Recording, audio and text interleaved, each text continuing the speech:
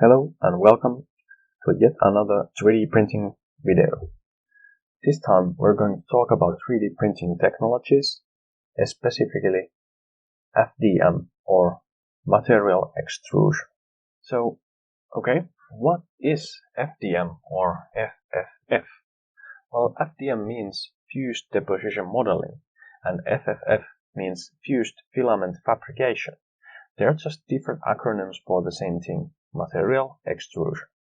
Material extrusion is a way of additive manufacturing in which there is material, usually plastic, which is extruded through a hot nozzle and then laid on a build plate. This nozzle moves above the build plate so that the nozzle itself moves in X and Z direction and the build plate, or the so-called bed, moves in the Y direction.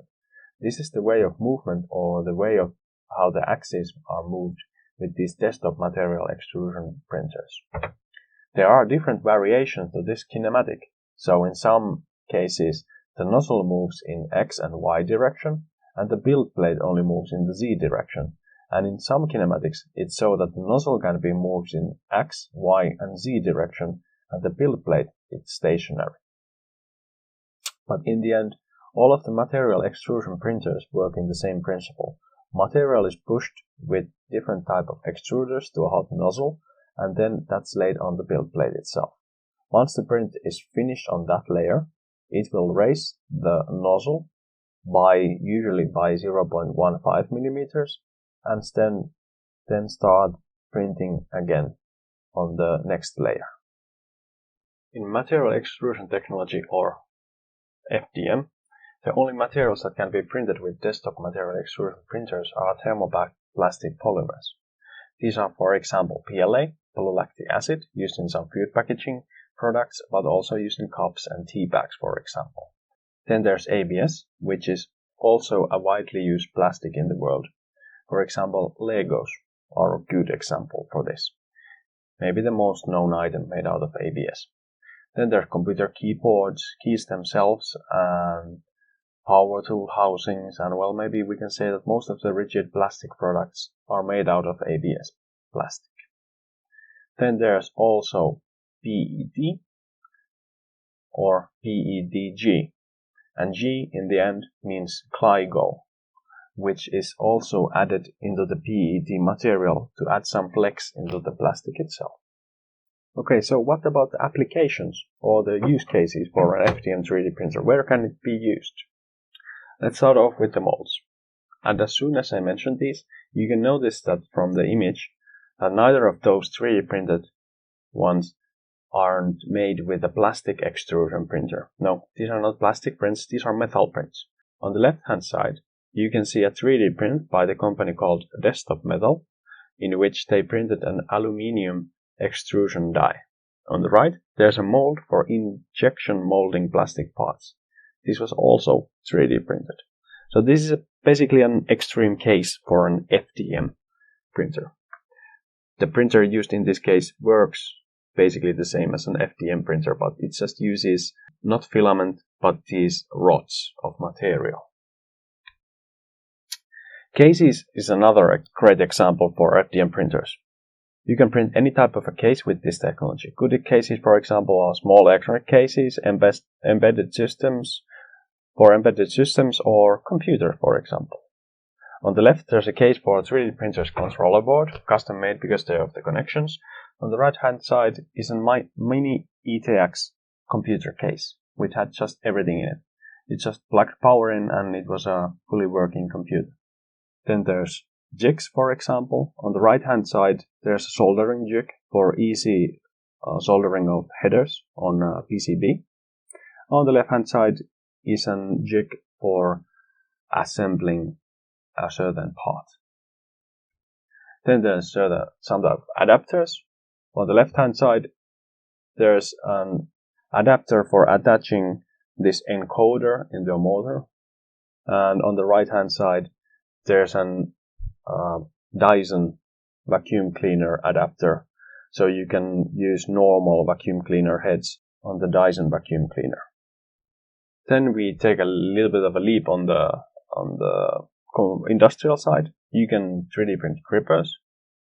On the left-hand side, all of those are carbon-infused nylon prints made for robot grippers. They basically have the same qualities than aluminium gripper, but they weigh a lot less. And on the right-hand side is our own case example for a 3D printed gripper, a vacuum gripper attachment to a robotic finger gripper. And then there's obviously prototypes. Every product starts off with a prototype. On the left-hand side, there's like this slide prototype to get these nails to roll, so they could be checked for quality. And on the right-hand side is an image of a product which started off as a 3D print, but is nowadays mass-produced with injection molding. Then there's history or art. And this is one historical building that was 3D scanned and then chopped into pieces and then 3D printed those, then attached, glued together, painted over, and it was exhibited in the museum just to show the history of this building. Obviously, then there's the spare parts.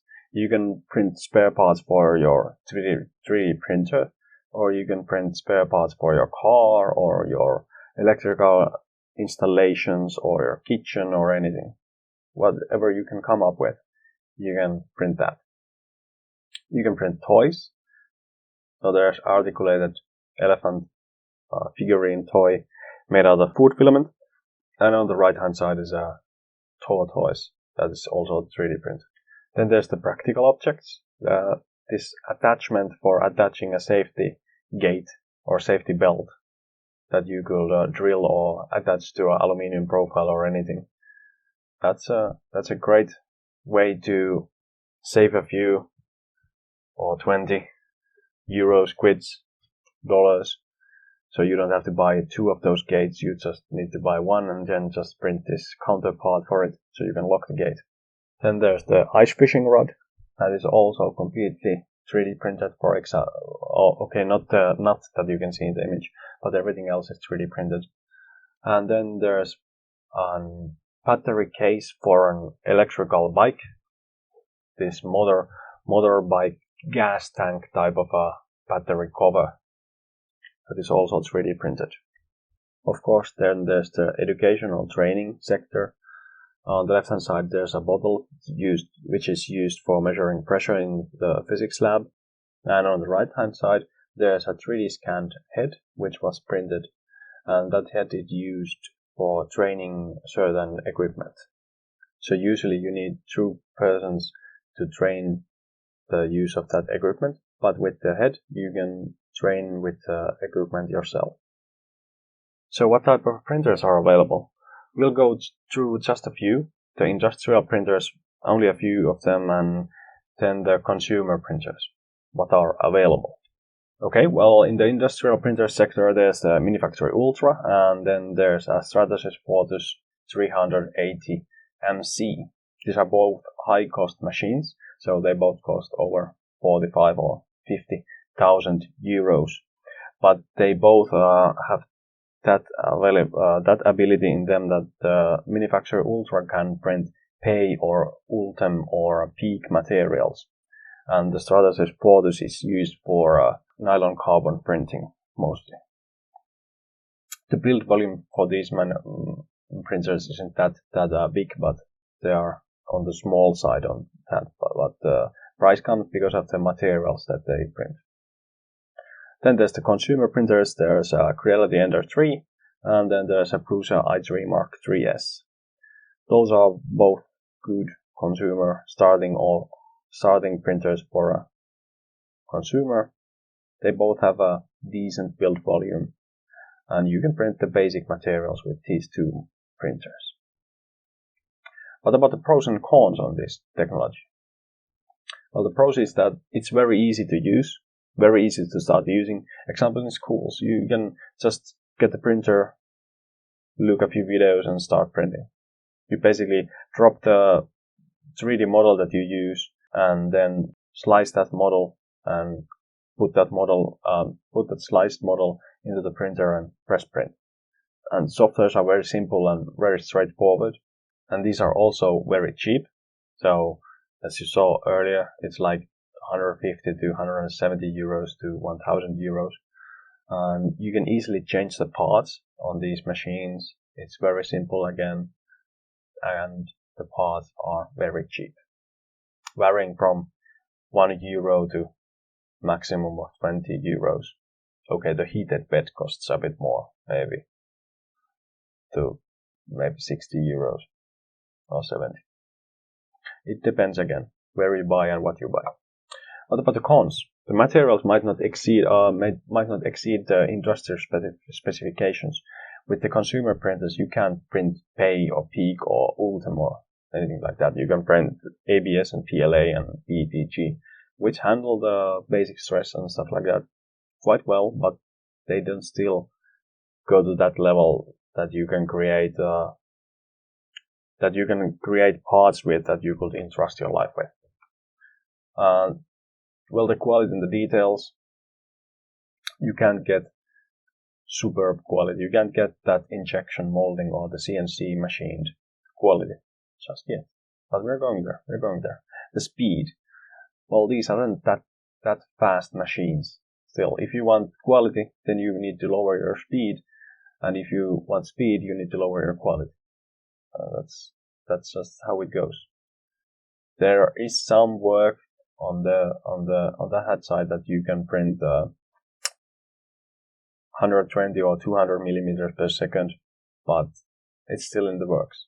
It's not widely adapted and weakish part with default settings, so you pretty much need to know what you're doing to make the part very sturdy. But that's very straightforward again in the slicer software. If you just drop the model into the software and press print, you will get a weakish part. But if you fiddle around with the settings a bit, you can get a very durable part. Okay, that was the talk on the 3D printing, FDM technologies, and see you in the next video.